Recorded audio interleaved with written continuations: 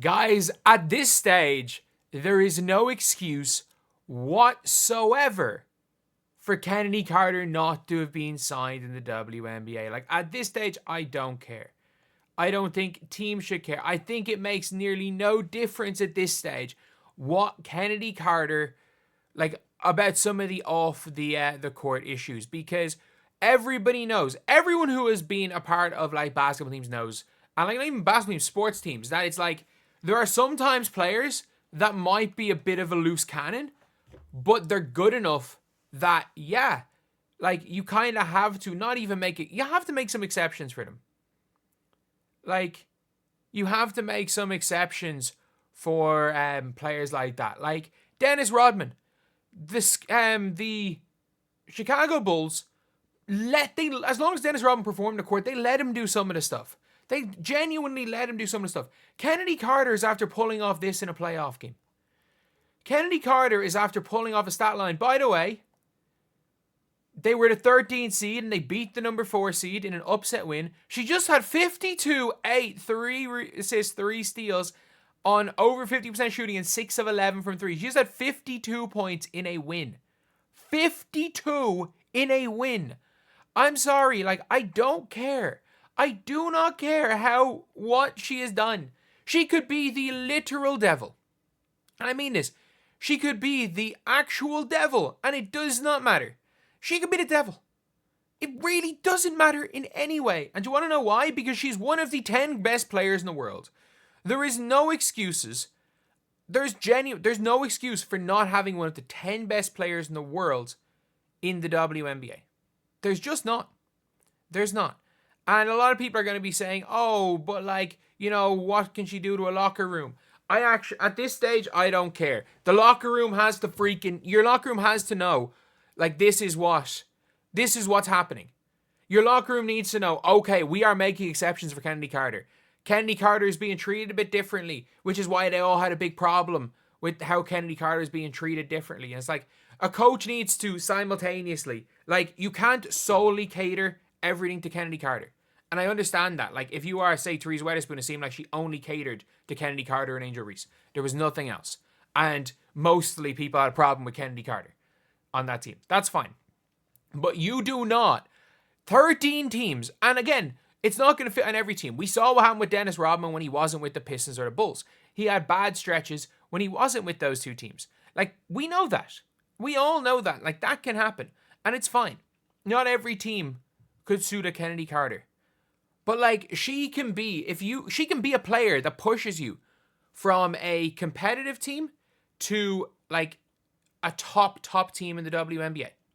Like, that's literally what she has the ability to do. That is the level of Kennedy Carter as a player. She can individually bring you from being middling to being a top team. Because we saw when she wasn't playing last year, the Chicago Sky were the worst team in the WNBA. They were worse than the Sparks when she wasn't playing. They might have beat the Sparks without her. Did they? I think they might have, but like the Sparks were full on tank mode, so they were trying to lose. But like, the worst team in the WNBA last year was the Chicago Sky without Kennedy Carter. And I think that's a completely fine thing. Like, she's that good a player. Like, she is. Like, if you're asking me what players are definitely better than Kennedy Carter in the WNBA, on her day, I don't know if there's a better player than Kennedy Carter on her day. The problem is like, again, like, she didn't have her days all the time. But like, if you watch the Chicago Sky versus the Vegas Aces last year, she was literally just streets ahead. She was by so much the best player on the floor. Like, it wasn't even a debate. There was no it was a question who's the second best. This was a floor with Aja Wilson, Kelsey Plum, Jackie Young, the point guard, and Angel Reese. And she willed the Chicago Sky, Marina Mabry's on the floor too. She willed the Chicago Sky by herself to a win.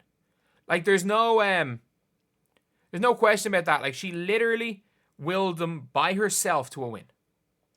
So that's why I'm so high on Kennedy Carter as a player. I'm like, she does everything on the offensive end. She can pass the ball a bit inside. She can shoot from mid. Her 3 ball's gotten better. Like, you just don't. You can't teach what Chennedy Carter is, and you cannot teach the motor that Chennedy Carter plays with. And I mean that. Like, it is not like a thing that's like, oh yeah, someone else can do that. Like, she is up there with the most skilled players. And I understand why certain teams don't want to take a risk. I understand why the Liberty, the Lynx, and the Fever don't want to take a risk. And I understand, like, the whole locker room dynamic is good. But there's no excuse if you're the Aces, because you're not going to win without her. You might win with her. You're not winning without her. She is 100 times better than Jewel Lloyd. If you were smart as a franchise, you would have traded Kelsey Plum for pick number 2. You would have done that trade straight up. Kelsey Plum for 2.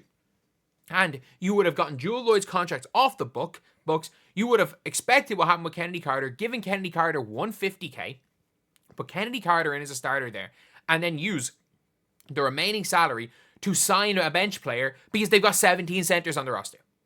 Their bench, I'm not joking, all their best bench players are centers. Gian Parker-Tyus, Orkia Stokes, whichever one ends up starting. I reckon Parker-Tyus is going to come off the bench. Meg Gustafson and what's her name? Liz Kitley. Their main bench players are all centers. They could have done so much better. And Chennedy Carter is 100 times better than Jewel Lloyd. Like, it's not even a debate. Like, she's 100 times better than Jewel Lloyd. But yeah, so that's just one of the things that I think is that people just don't realize it. Like, there are exceptions to be made, and you do not. There is no sport in the world where, and by the way, the Chicago Sky getting rid of Chennedy Carter, I'm not even complaining about that. It does not suit every team. But there is no way that a top 5 player in the world, the league has just said, no, we don't want you. Like, that's one of the things I'm so confused about. Because I'm like, there's no way the entire league have just said, nah. The entire WNBA has just said, yeah, you know what? Chennedy Carter cannot be a positive player in this league. Because I'm like, she literally is winning awards. She is winning sportsmanship awards in China. It's not like she's started fights in China. Like, in fairness, last year she was starting fights in China and Team Tucker. And then she played her way back into maybe what people thought was a damn max contract. Maybe there's stuff that we don't know about. Maybe there's more to it. But just from purely basketball reasons, there cannot be a situation. Like, I've never seen this. Let's just say, like, then again, she's better and is equivalent to the WNBA as Dennis Rodman. Like, I'm trying to think of players that were, like, deemed at times to be, like, toxic to the locker room. Any NBA players that could have been deemed toxic to the locker room. I don't know. But still, like, the year where it seems Chennedy Carter has calmed down the most is the year where Chennedy Carter's gone. And people are like, oh, she's blew all her chances. And it's like, she's the 5th best player in the world, possibly. Like, I don't know. She could be better than Breanna Stewart. Nafisa Collier is better than her. Caitlin Clark is better than her. But again, Chennedy Carter on her day can put it right up to Caitlin Clark as the best guard in the WNBA. Like, she can go toe-to-toe with Caitlin. As far as, like, guards as in 1s, 2s, she's the only player, in my opinion, that can put it up to Caitlin Clark on their day. And she should have been all WNBA last year. I know she had gotten injured post-Olympic break, but up till Olympic break, Chennedy Carter was an all WNBA performer. And robbed of an all-star spot, and now getting, like, blackballed out of the league. And I get it. It's not ideal having Chennedy Carter, but you cannot deny talent. And I'd understand, by the way, if she was just a good player. If she was just a normal starter and had all that extra baggage, then okay, teams don't want to deal with it. She's not only just a normal starter. There are so many players in the WNBA that'll be bringing extra baggage to teams. And yet the one of these players who is literally a top 5 player in the world on her day is the one that like people have an issue with and they're getting rid of. I'm flabbergasted. I don't even know. Bamboozled. I don't even know what what words I can use to describe it, but I just cannot believe what is happening. I cannot believe what's going on with this situation, because I've never seen a player be this good at the sport of basketball and have their no team look for them. Whatever, again, about the Sky not wanting her, that's fine. I'm not going to argue from the Sky's perspective. But there should be some team that is willing to sign a player that is going to raise their floor and raise their ceiling. It just doesn't make sense. I get why a team that doesn't want to win doesn't want her. And I get why one of the top tier championship contenders don't want her. I don't understand why a Seattle Storm, who don't have a shooting guard right now, I don't care if it's drama. The Seattle Storm do not have a shooting guard. They don't have a shooting guard. They might play Skylar Diggins at the 2. They do not have a player at their position. And the the Aces, who again, she's way better than Jewel Lloyd. I know she doesn't want to come off the bench. She should be starting. She's way better than Jewel Lloyd. But anyway, I'll see you guys.